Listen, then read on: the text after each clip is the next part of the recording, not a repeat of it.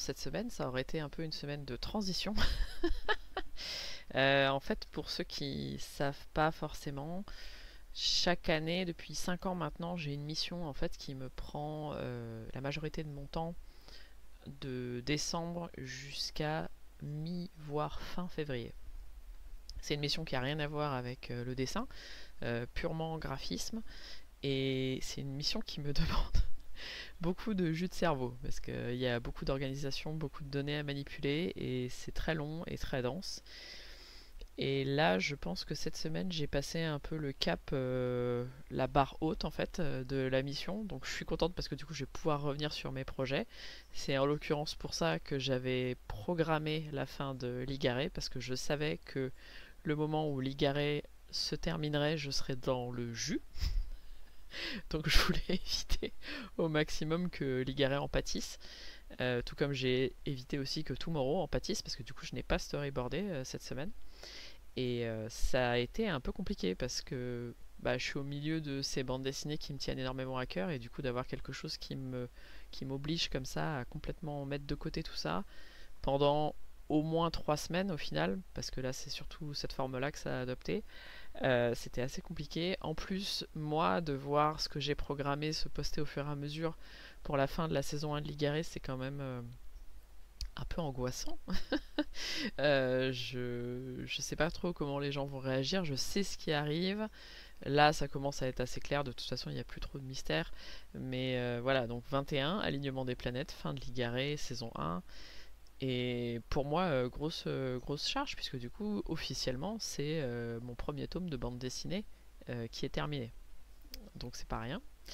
Et, euh, et ouais, j'ai un peu peur parce que je j'ai pas encore du coup les mots des gens. On verra ça du coup la semaine prochaine, mais ce sera intéressant. Je suis impatiente aussi que les gens relisent avec le format papier parce que sur internet en petit comme ça, il y a peut-être des choses voilà, qu'on lit différemment une fois que c'est en papier. Je suis assez contente des premières maquettes, il faut que je prenne du temps pour la correction. Comme en plus on a trouvé le logiciel de scan, il n'y a plus qu'à. Mais en l'occurrence, du coup, là, je vais de charrette en charrette, c'est-à-dire que bah, là, la première grosse charrette pour cette mission-là, elle est passée. Il va y en avoir une autre, du coup, mi-février. Et ça va se télescoper avec une charrette pour la conclusion du premier tome de l'Igaré, où il faut que je rescanne tout, je clean tout, et du coup c'est pour ça que j'ai commandé 2 tomes maquettes, et pour qu'il y en ait un que je massacre, et que l'autre je le laisse tranquille pour la postérité. Mais voilà, donc ça c'est quand même une grosse partie, et puis après il y a d'autres choses à terminer. Il y a aussi beaucoup de choses qui se passent d'un point de vue personnel, et du coup bah, c'est une très grosse année. Mais je suis contente parce que c'est aussi pour moi la concrétisation de beaucoup de choses. Du coup, le vlog d'aujourd'hui, il est un peu informel, il n'y a pas vraiment de fond ou de forme, c'est surtout un déroulage de pensée. Mais c'est vrai que la fin de l'Igaré, ça m'a pas mal préoccupé parce que je l'ai décidé en août 2024. Et le temps de la mettre en place et de l'accomplir, on va dire, ça a été quand même un gros travail. J'ai toujours très peur de quand je finis des choses. Je pense que c'est pour ça que jusqu'ici, j'avais jamais trop pris ce parti-là. Je laissais les choses un peu en plan. Mais je pense qu'il est temps, surtout avec Tomorrow, qui m'a fait quand même passer une première étape, dans le sens où du coup, Tomorrow, le scénario est terminé. En fait, il y a pas de mystère. Donc en gros, ce qui me reste, c'est en gros la meilleure partie, c'est-à-dire vraiment toute la mise en storyboard et le dessin. Donc ça, c'est quand même que du plaisir. Et je suis en train de me faire un coin aussi, ça me prend pas mal de temps pour être au calme, pour travailler dès que la mission sera terminée sur les pages de Tomorrow, parce que ça va être quand même un gros morceau. Et du coup, d'ici là, j'espère avoir au moins atteint la moitié du storyboard, si ce n'est plus. Je pense que je serai à plus. Et ce sera du coup super parce que j'aurai entre guillemets juste à dérouler. J'ai le papier, l'espace est en cours de préparation, le storyboard arrive. Voilà, c'est super. C'est plutôt C'est plutôt parfait. Euh, mais c'est sûr que j'en parle un peu en live et au final après c'est jamais trop évident. Euh, je tiens énormément à tous mes personnages, qu'ils soient bons ou mauvais. Au final, c'est des parties de moi, c'est des facettes de moi.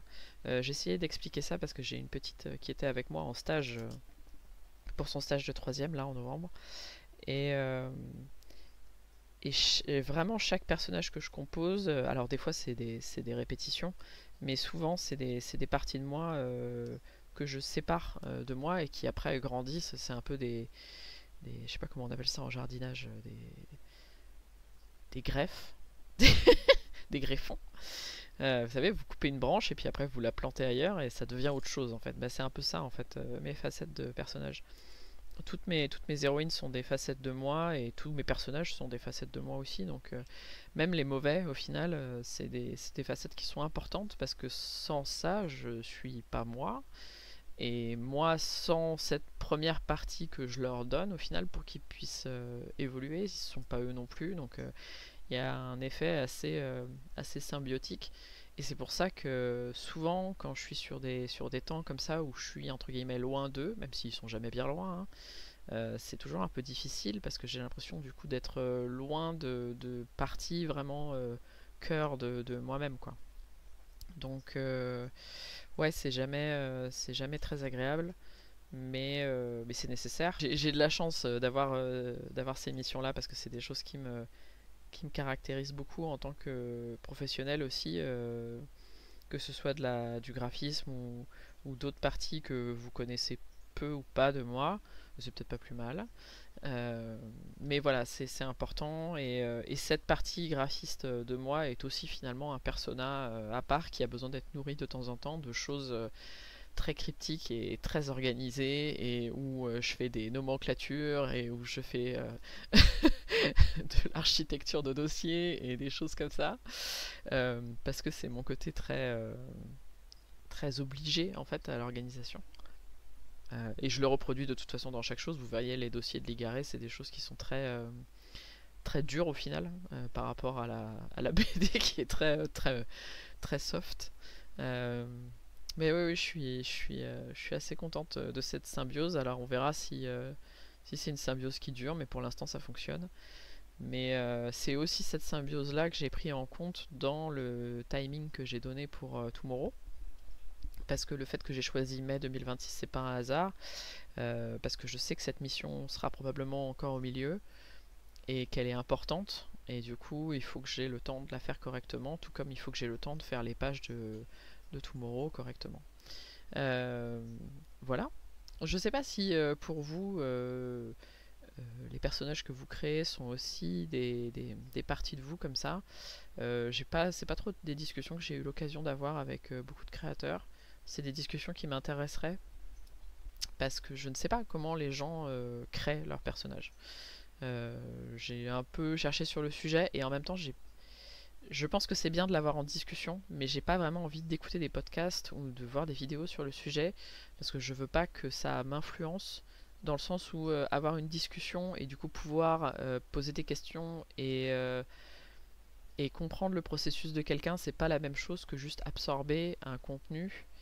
Euh, enfin voilà, c'est très personnel comme approche, mais ouais, ça m'intéresserait, ça fait partie des discussions que j'aimerais bien avoir. Potentiellement, après, quand j'irai sur des salons, je pense que je prendrai le temps d'avoir ces discussions-là, ou peut-être qu'on aura des invités un jour sur ce papote BD, ou que j'irai papoter chez d'autres gens, ou peut-être qu'on invitera des gens en live, je sais pas. Mais pour moi, c'est des choses intéressantes parce que les personnages, c'est toujours des entités un peu externe, un peu à la fois centrale et satellite, c'est très bizarre. Je sais que quand j'ai envoyé mes dossiers à des éditeurs, on m'a beaucoup répété que, oulala, ce qui était le plus important, c'était le récit. Mais moi, c'est pas comme ça que je fonctionne en fait. Mon récit, il ne peut pas exister si mes personnages ne sont pas tangibles. Donc, mon récit se passe comme ça parce que mes personnages sont comme ça, pas parce que tiens, un jour il y a eu une péripétie, l'un découle de l'autre, ça peut pas être séparé, c'est pas des entités indépendantes l'une de l'autre. Euh, Après, je sais qu'il y a différentes façons de crafter des histoires. Moi, la mienne, c'est pas ça. C'est si j'ai une histoire à raconter, c'est parce qu'à un moment donné, j'ai un personnage à qui sa personnalité a fait qu'il est arrivé telle ou telle chose, et du coup, ça fait que ça me donne envie de le raconter. C'est le cas pour Marianne, c'est le cas pour Bethany, c'est un peu différent parce que Bethany, à la base, elle a été réfléchie comme un prologue à Black Ring. Et elle n'était pas censée prendre autant de place, c'était censé finalement rester quelque chose d'assez modeste. Euh, mais d'abord, il y a eu Victory et Samson. Par Samson a existé Léon, qui est du coup son pote, et par Léon a existé Bethany. Voilà. Mais finalement, Bethany a pris tellement de place et elle est devenue tellement évidente que bah, Tomorrow est né assez évidemment, quoi. Si vous avez des questions, n'hésitez pas. Je pense que ça peut enclencher des interactions en commentaire ou autre. Euh, je serais intéressée pour savoir comment vous concevez, mais je préférerais qu'on en parle. Je sais pas si ça vous dit, dites-moi. En vrai, on peut s'organiser ça, ça peut être super sympa.